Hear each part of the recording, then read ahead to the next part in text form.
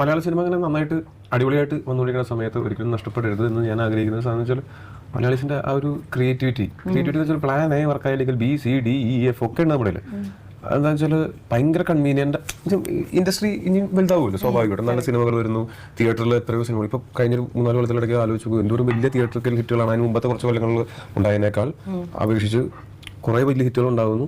Slowly ഇത് ഇനിയിപ്പോൾ OTT എല്ലാം കറക്റ്റായിട്ട് ഇനി ബിസിനസ്സും ഒക്കെ സെറ്റായിട്ട് വന്നാൽ മലയാള സിനിമയിൽ നമുക്ക് വളരെ കൺവീനിയന്റ് ആയിട്ട് സിനിമകൾ ചെയ്യാൻ പറ്റും.